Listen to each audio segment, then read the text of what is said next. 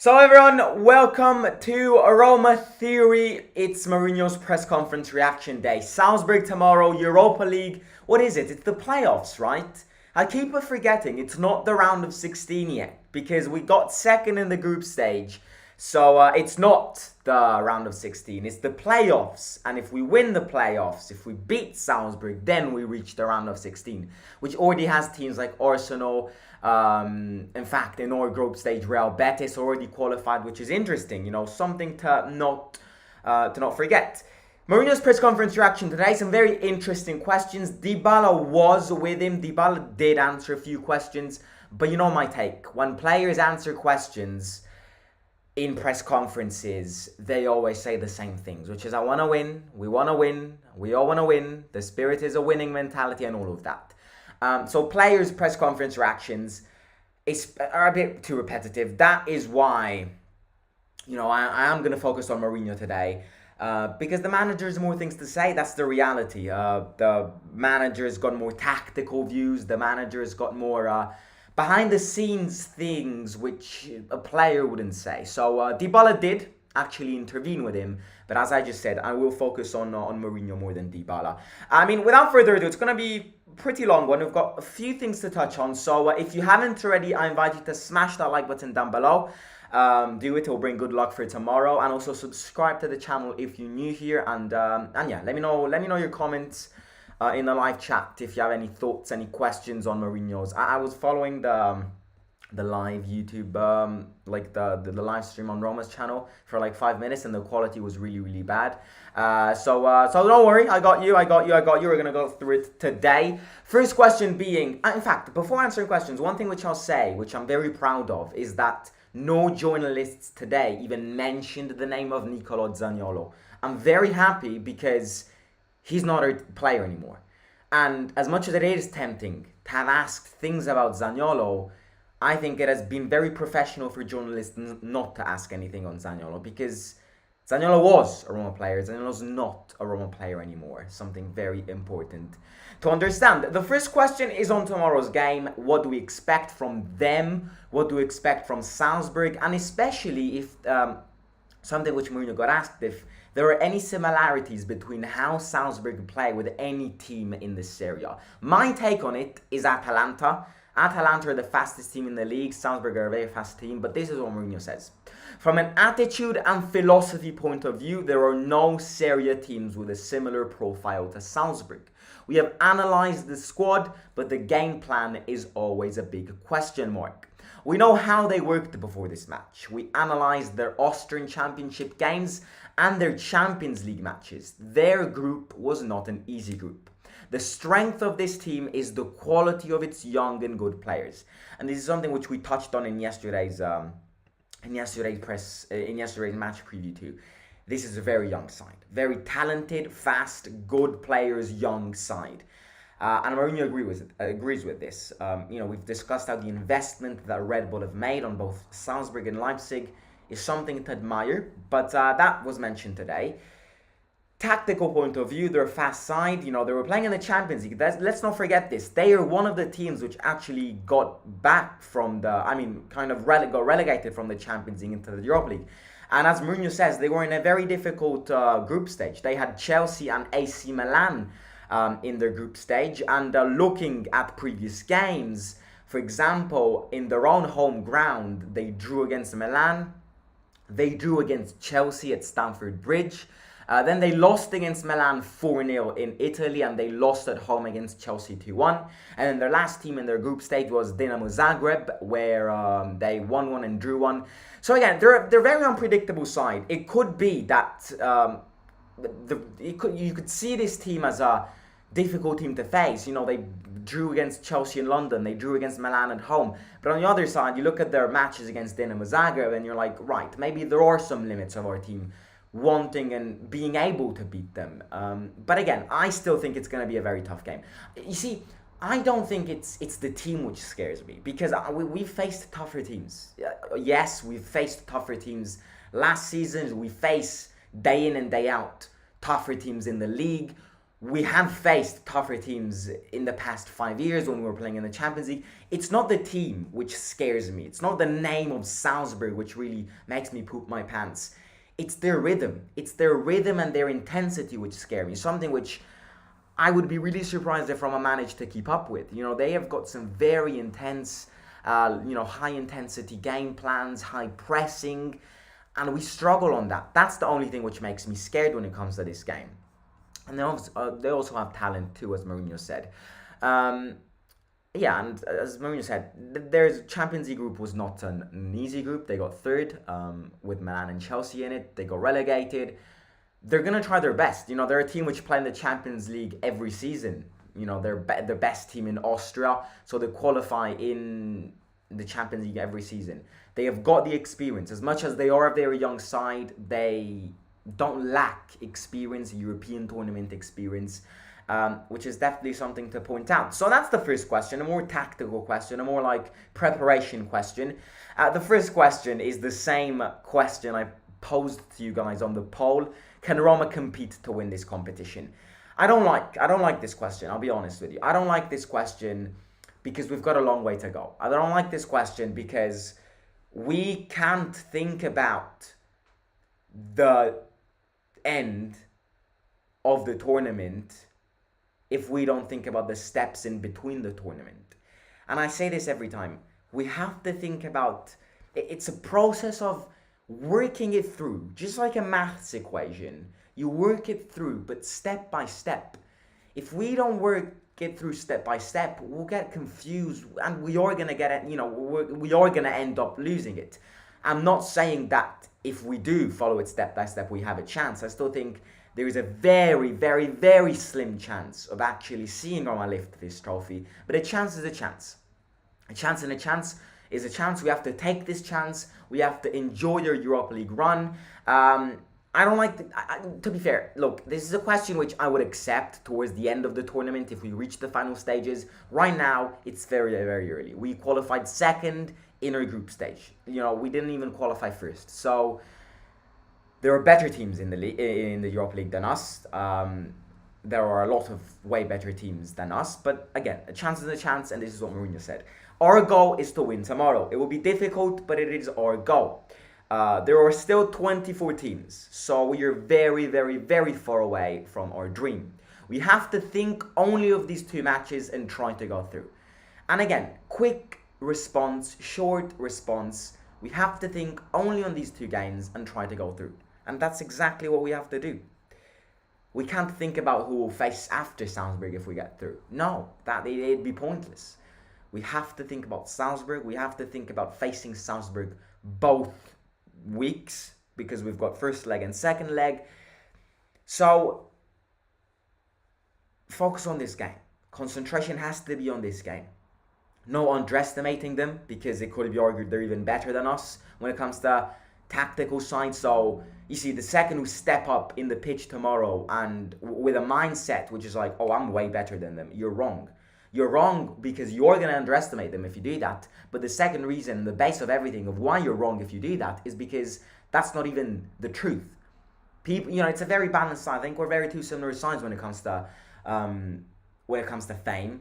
Both teams haven't won major. Yeah, maybe Roma have got a bit more interesting, a bit more well-known players in their side, well-known coach. But we're very equal. Two teams, so I don't think there is a favourite in this one. I think it could go either way, but we have to think about this one, and that's exactly what Jose said.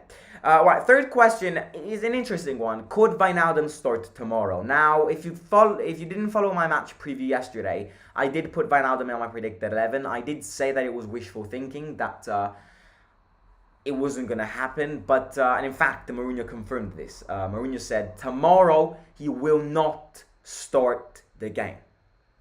We will see how the matches evolve, how the match will evolve tomorrow. We will see match after match and training after training. It's still very early. Not very early. It's still pretty early to focus on Gini right now.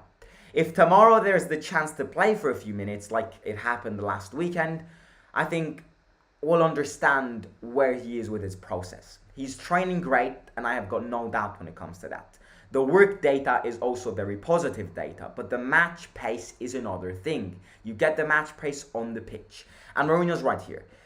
This is something which we touched on yesterday too. Why did I put Wijnaldum? Just to kind of avoid seeing Matic and Cristante. However, this could be argued that is the worst game Wijnaldum could start after his broken tibia, because they're a fast team and they've got high intensity and they've got fast rhythms. And after being, having not having played football for the past almost 6 months, Wijnaldum will not be able to keep up with Salzburg's rhythms. And if we do start Wijnaldum in tomorrow's game, Salzburg are going to exploit Wijnaldum on the pitch. They're going to know that Wijnaldum isn't ready to sustain their rhythms, and they're going to target him. And majority of their attacks are going to go through Wijnaldum. So, it's smart that Wijnaldum isn't starting tomorrow. This is confirmed by Mourinho. So, I think we'll see Wijnaldum. Maybe we'll even see Wijnaldum on Sunday at home against Verona. It's he's had a bad injury. He needs time, no doubt. We have to give him the time, and we just have to wait, be patient. He's almost back, but it's just that ultimate step which he has to recollect, because it's at the end of the day he's been out for quite a long while, and nobody can hide this. So his time will come. I am 100% sure about that. But yeah, as Mourinho said, Wijnaldum won't start tomorrow, so that's one of our doubts, if it even was a doubt, cancelled. Again, if Wijnaldum doesn't start tomorrow, and you look, I actually think Matic and Cristante will start. I've had a whole rant on why Matic and Cristante cannot start tomorrow. They just can't.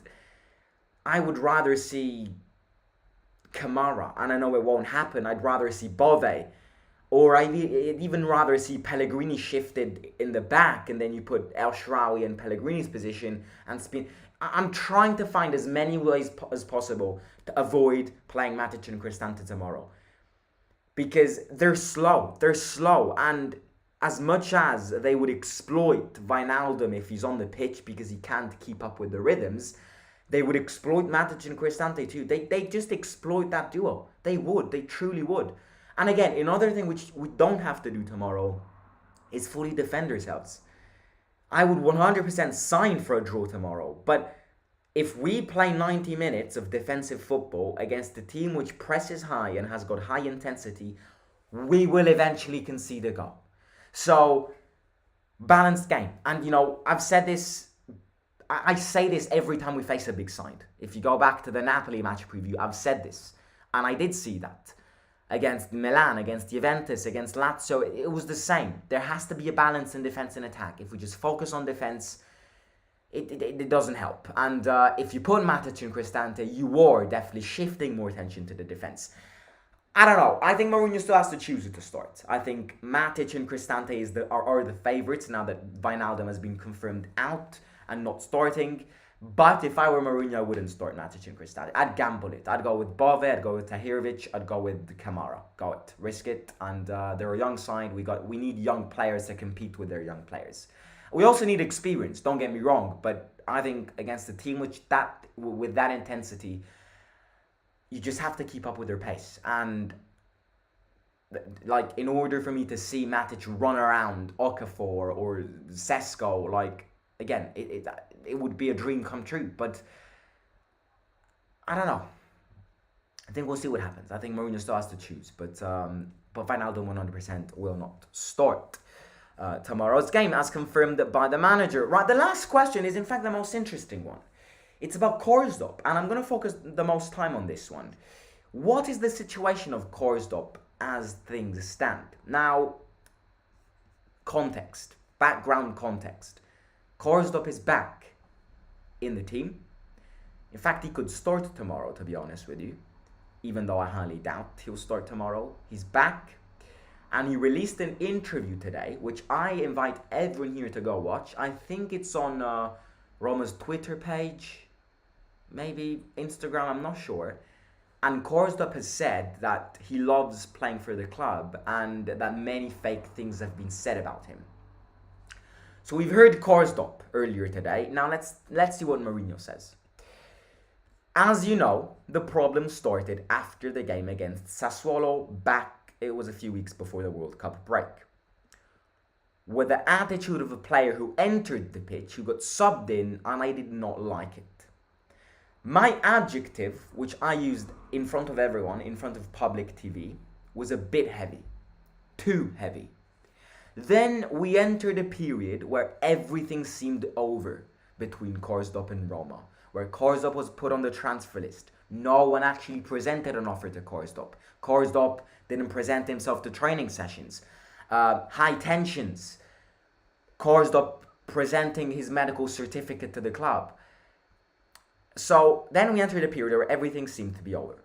We've actually always had a positive relationship. Many people spoke without knowing what was between us. I'm glad he's back. Having Rick again means we have new possibilities from a squad point of view. Rick has always been a beloved player within the team. Look, you look at the answers, the response of Karsdorp and Mourinho, and you're like, they're just pinky, PC, well, what's it called? Pinky, PC, something like that. And you listen to both Karsdorp and Mourinho, and you really understand that both of them are taking responsibilities for this. Both are saying that everyone made mistakes, but that the biggest thing to blame was the media. Because, Karsdorp took responsibilities in saying, I had to present myself to training sessions. I had to have a better attitude when got subbed in against Sassuolo. So, Karsdorp is acknowledging his own responsibilities, and Mourinho is also acknowledging his own responsibilities. He's literally said that the words that he used, the word of a traitor which he used, was too much. It was too heavy. And the two are back peaceful again. And who do you blame? You blame the media. Because I think everyone here, including me, and as everyone in this stream right now, depicted Karsdorp as the bad guy. Everyone. I don't believe you if you say, no, actually, I don't think Karsdorp was the bad guy. Everyone here depicted Karsdorp as the bad guy. Why did we depict Karsdorp as a bad guy? We depicted Karsdorp as the bad guy because of the media. And that, the way you look back at the streams about Karsdorp, I turned against Karsdorp too. I got the image he was the bad guy. But why? Who do you blame these days? You always blame the media. Because the reality is, media don't know absolutely shit. The media do not know anything. Anything. So, because again, if you look at the situation 3 months ago, would we have ever imagined Mourinho to go 3 months after? Rick has always been a beloved player within the team. I'm glad he's back. Having Rick again means we have new possibilities. No, we would have never imagined this. Because everyone here had the view, the image of Karsdorp being Cordelia Van Willy. No, what's the dog, the Disney Cruella de Mon? Yeah, Cruella de Mon. Everyone thought he was the bad guy. And don't get me wrong, he did commit something. He committed the mistake. Mourinho committed his own mistake. But you trace everything down, who do you blame? You blame the media. So Karsdorp's back, and without a doubt, this will improve the squad depth. This will not improve the squad depth massively, because we've got a player who we had before. We're not buying anyone new. We're reintegrating back someone in. I think that this will also motivate Karsdorp to play even better. Because Karsdorp right now has to show Mourinho that his attitude changed after this incident. He has to show the fans that at the end of the day, it wasn't his fault. So to do this, then I think he will have to play at his full best. He would have to play at his full best. And I think we'll see a different breed, a different Karsdorp. And that's the press conference reaction today, ladies and gentlemen. I hope you enjoyed it. Fun one. It's going to be a fun game tomorrow. 6:45 p.m. Italian time, 5:45 p.m. UK time. Wherever you're from, I invite you to come back because we're going to have a fun live watch along tomorrow. Europa League is back. Cannot wait for the big scenario to open up again. I also have Josh's 18th birthday party after the game tomorrow, so we'll wish Josh a happy birthday in the stream tomorrow. Tomorrow. It brings bad luck otherwise. Right, let's read some comments. Roma will win tomorrow. We have a spirit. What do you think Roma will play in which mentality? Attack or normal? I think balanced. I think balanced is the only right answer to that. I think playing just in the attack. In fact, you know what? I'd rather see us play more in the attack than the defense. I would. I just don't want to see the team just parking the bus, because against the team with this intensity, a goal will end up coming if we park the bus. Pelé is a little too lazy to be shifted behind. I agree, and that's exactly why. However, I agree with that statement. But I think Matic and Cristante tomorrow in the mid. And again, I might be wrong here. I mean, Matic and Cristante might pull out a masterclass, as Ariel D Black says in the chat.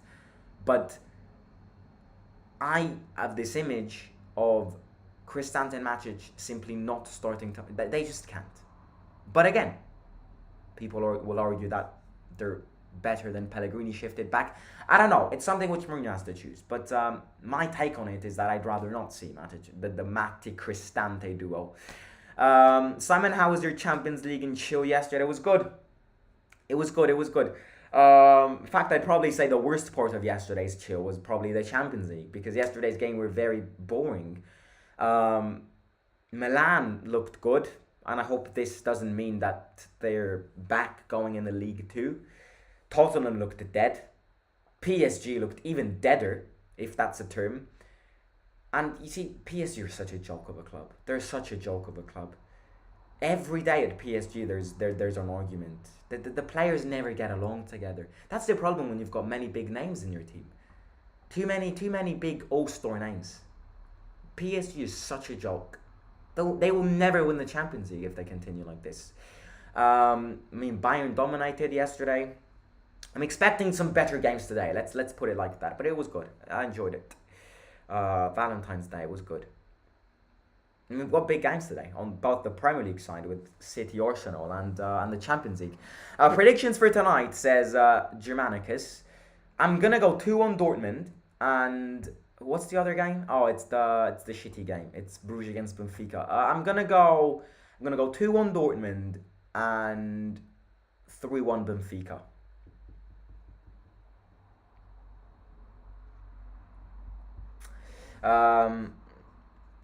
Someone, I guarantee a Cristante and Matic masterclass. All the fast team we faced this season, they both done well. Latest proof against Napoli. Yeah, but Salzburg are faster than Napoli. Salzburg are not better than Napoli, but Salzburg are faster than Napoli in my opinion. But again, I might be wrong here. I'm not the one who's got the right answer. We'll see tomorrow. But I do think Matic and Cristante will end up starting if Gini's out. I'm visiting from Georgia next week. I'm gonna be at the stadium on the second leg against Salzburg. Nice, I'll be there too. Let me know where you're sitting. Maybe we can you can meet. So I'll be there too. So yeah, pop in the live chat where you're sitting, like the section. It's gonna be a fun week. I'm breaking up with school tomorrow. For a week for the February break. We've got live watch along tomorrow. We've got Josh's 18th birthday party tomorrow evening. Then on Friday, I'm actually doing this fun video. I'm doing this very fun video. Tomorrow's lineup. So the lineup Mourinho will choose tomorrow will decide where I fly to for the weekend. I'm like using the 11 starting players and the letters of the 11 starting players. I'm gonna come up with a country's name and fly to that country over the weekend, and then I'll be back next week. Therefore, I'll miss the Sunday game against Verona. Live watch along will come from wherever I will fly to. I genuinely don't know where I am going to fly to. So live watch along will come on Sunday, and then on the stadium next Thursday. It'll be good. Anyways, I don't want to drag it any further. Enjoy Champions League tonight. Enjoy City against Arsenal tonight, which will probably decide the Premier League title, even though it's very early to talk about that. Live watch along tomorrow. It's going to be a fun one. I invite everyone here to set a reminder because Europa League is back. And also, don't forget to smash the like button, subscribe to the channel. You know, people don't understand how much it means just to click that like button. Do it. It costs zero and it supports me a lot. So please smash the like button, subscribe to the channel, turn the bell notification on so you'll be notified every time I post a stadium vlog or go live for a live watch along. And follow me on Instagram over there down below in the red box. And I will catch you tomorrow. It's going to be a fun one. But we've got Champions League before. Bellingham Masterclass, I've called it. Simon out.